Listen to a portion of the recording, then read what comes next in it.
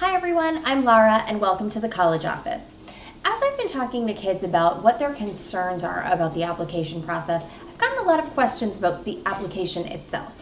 So I don't want to get too much into it today because I don't want to overwhelm you, and we will talk way more about it in the fall. But I do want to tell you about two pieces of your application that are kind of out of your control: your letters of recommendation and the package that your guidance counselor will send.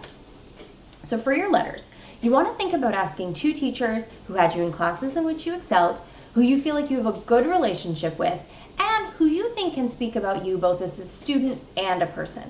For my letters, I asked my 11th grade English teacher, who's the person who inspired me to become a teacher, and also she advised the Shakespeare Society that I started during junior year, and I asked my AP Bio teacher. Even though I had a C+ in his class, I felt like he'd really seen me struggle and push myself throughout the year. If you go to a small school like I did, it's probably pretty easy to think about teachers who would be willing to write your letters, but if you go to a bigger school, it might take a little more effort. So some ways that you can get to know your teachers better are you can go to their extra help sessions after school or join a club that they advise. Hold on to assignments that you get good grades on so that if and when the time comes to ask them to write your letters, you can refresh their memory about the quality of your work and also how awesome you are in general. So besides those academic teachers, a lot of schools allow for what's called an other recommender. So that can be someone from your extracurricular activities or community service experience, anyone who you feel can speak to your character outside of the classroom. Then the other piece of this is the package that your guidance counselor will send. That'll include your transcript and your mid-year grades, the school profile, and in a lot of cases, an additional letter of recommendation. So we talked about the school profile a little bit in the last video, but what it is a collection of information about your school and the students who go there. So it includes information like the number of students in your school, what advanced courses are offered, extracurriculars, average test scores, percentage of students who go to college, and what colleges they attend. When an admissions officer looks at the school profile, it allows him or her to see how you stack up against your school community. They'll understand why you took certain classes or pursued certain extracurriculars based on the limitations of your school. On the flip side, they'll also see how you fall short in comparison to your school community. I'm not saying that to worry you because every student is different.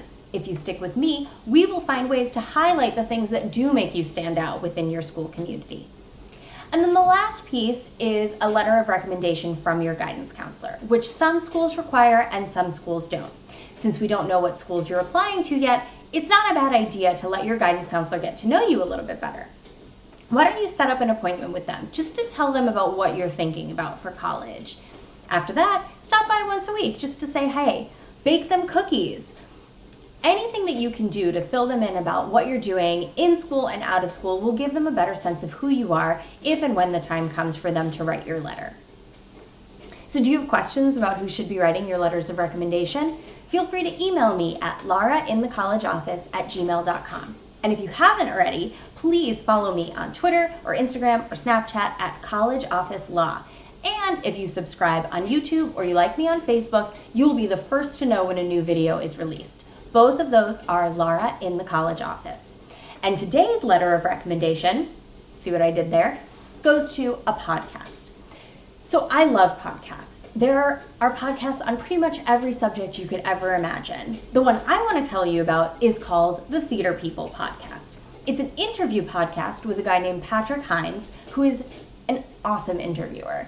He really does his research and he asks questions that allow the subjects to dig deep and share things that they don't share in every single interview.